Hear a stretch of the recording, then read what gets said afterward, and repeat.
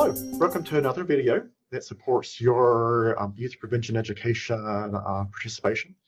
This video, we want to talk about what we on the TTA side think about YPE and in ways of structure and process and order and things we have to keep in mind related to effective practice and state policy, audit requirements, and other big and small issues that will impact your prevention practice in the classroom setting.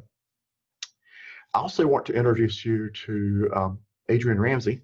Adrian is one of our TTA associates who handles lots of technology and scheduling and processing and is heavily involved in our pre-work for YPE as well. So you'll see Adrian multiple times as you work through your material before we actually meet via video conference in a couple of weeks. So Adrian, I'll give you a chance to say hello, and we'll go ahead and jump in with number one and see where we end up. Hello, everyone. I am so happy to be here and to be joining you guys in this process and youth prevention education. So I'm going to give you guys some information about what you're going to be learning in youth prevention education. And as you can see, these are going to be the 6 categories that we are going to be covering. Number 1, youth prevention education, or what you are going to be heard it referred to as is YPE training.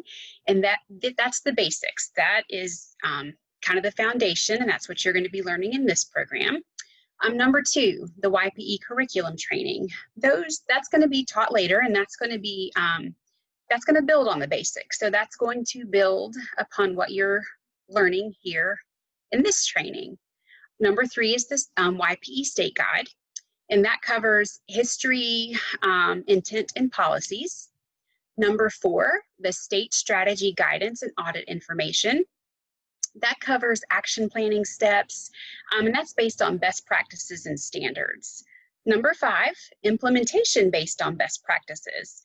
That's delivering the youth prevention education based on training and what you have learned.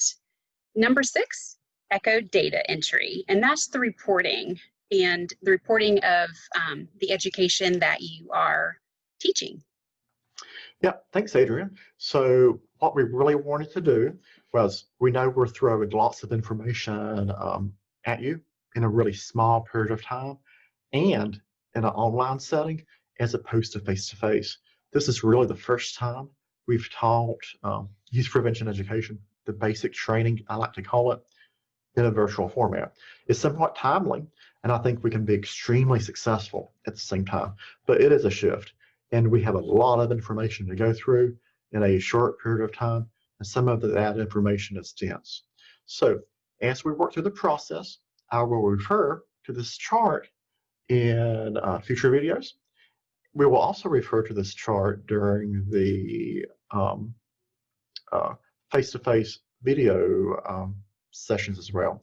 And you will also have this chart in your materials too, just as a reminder to help you see how information flows, how procedures flow, and really step number 1 really flows in to step number 6. Thanks so much. Take care.